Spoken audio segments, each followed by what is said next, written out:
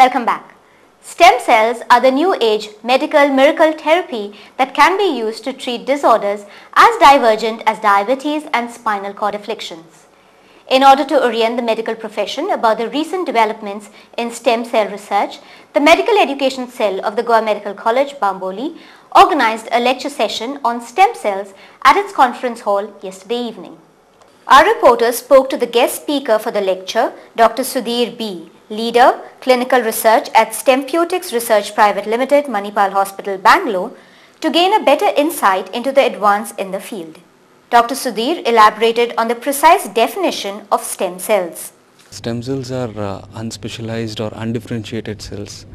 See, the specialized cells are like liver cells, heart cells, those are the specialized cells. Whereas stem cells are undifferentiated, they are not specialized cells, but they have the potential to get differentiated into any type of cells in the body.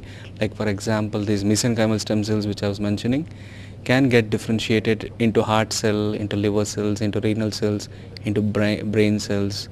He then enlightened us about the applications of stem cells in health and disease. Most of the diseases as of now which do not have cure or which are very difficult to cure, for example, in spinal cord injury, the patients do not have any other treatment. Like initial treatment is the decompression what they do, then after that once the neurons are damaged, it cannot be regenerated, the body itself cannot regenerate.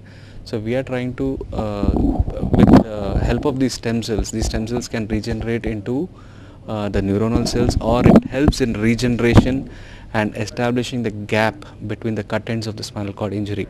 And this is one example. In many indications like where there is no option at all, like one is limb ischemia, where the patient will not have any other option other than undergoing amputation of limb or losing the limb. So in those patients we can inject these cells, and we have found that it can develop into new blood vessels, establish the circulation in the leg, and we have found that it can save the limb. And other indications are like end-stage liver disease and dilated cardiomyopathy, cerebral stroke, renal diseases. Dr. Sudhir also informed us about the eligibility criteria for stem cell transplant. We have to have a protocol. So we'll have set of criteria to select the patients, and that will be done by a clinician. So like a neurosurgeon or a cardiologist or a physician or a surgeon. So they will decide whether the patient requires stem cell therapy or not. If there are any other therapy which is available other than stem cell therapy, the patients will be given that therapy. If they don't have any other option, only then they can opt for stem cell therapy. An advantage of stem cells is the fact that unlike organ transplants, stem cells do not give rise to immune system complications. These cells are immune privileged cells. They escape the the receiver's immune system. They are not recognized by the immune system of the recipient, and hence they can be given allogenic. That is, anybody's cells can be given, anybody's mesenchymal stem cells derived from their bone marrow can be injected to any of the patient without HLA matching. Dr. Sudhir informed us that any healthy individual can donate stem cells, as the procedure involves drawing a mere 60 ml of blood from the bone marrow of the donor. These stem cells are active for a period of approximately 5 years when kept in a frozen state using liquid nitrogen, and can be used to establish a donor stem cell bank akin to the popular blood banks operating in most hospitals. Dr. Sudhir also informed us that once approval from the Indian Food and Drug Administration is received, these stem cells will soon be available in pharmacies like any other drugs in the market. Although stem cell therapy is prevalent in many other parts of the country, it hasn't been widely used in Goa. But with this initiative of the Bangalore-based Manipal Hospital, the state could soon catch up. In a rare manifestation of nature at this time of the year, a period corresponding to the Ganesh festival, a resident of Old Goa stumbled upon a never-before-seen unique feature within a papaya that resembled a Ganesha. Madhumati Fatte, a resident of Old Goa, told our reporter about this surprising occurrence. ते आईन Popeye Delhi एक Popeye दिल्ले तितून राती दिल्ली मशालांसून घराकडे हाडून पळयले आनी पिकलेले सारके दिसले म्हणून मातशी वेर गेल्या म्हणून ओपन केली अशी हातीनूच धरून आहे सुरी लागना कोयतो लागना काय ना म्हणजे हे लागना अशें आदळ्याक बीन तीच एक देवाची कृपा कशी न्हू पळय जाल्यार तितून सारको आकार गणपतीचो दिसलो देवाचो म्हणून ते मागीर हांगाच हें केलें ओपन करून पळयलें आनी म्हटलें हांगा दवरुया अशें हे लोक आतां खूब जाण येवन पळोवन गेले. The papaya is on display at Abhit Cold Drink Shop at Old Goa, owned by the Fatte family. Mrs. Fatte said that she would consult with a Hindu priest before deciding on what to do with the papaya.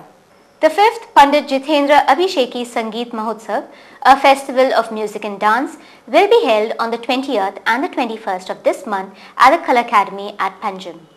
Speaking to the media, Shaunak Abhisheki, son of the late maestro, gave details of the festival that is being held in honor of his late father, Pandit Jitendra Abhisheki.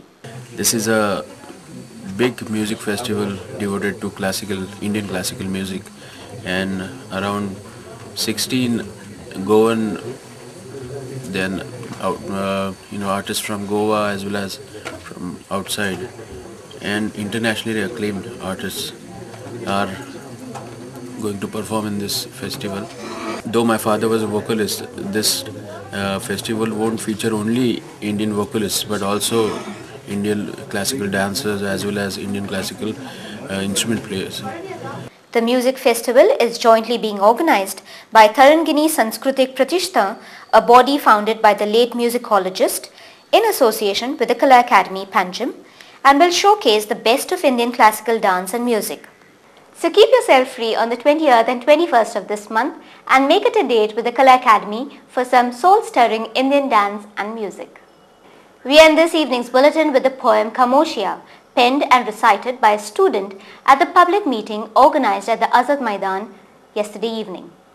बेजान है जिंदगी खौफ सा एक मंजर है, बेजान है जिंदगी खौफ सा एक मंजर है, कहीं मजलूमों की पुकार, कहीं मजलूमों की पुकार, अबलाओं की चीखकार, ये कैसा हैवानियत का भवंडर है, ये कैसा हैवानियत का भवंडर है, चारों ओर उछल उछल कर बह रही है खून की नदियाँ, चारों ओर उछल उछल कर बह रही है खून की नदियाँ, सब जानकर अनजान है, सब जानकर अनजान है ये खामोशियाँ, कब बोलेगी ये खामोशियाँ, कब बोलेगी ये खामोशियाँ. That's all we have for you today. We'll be back tomorrow with more news and analysis for you. Until then, goodbye and good night.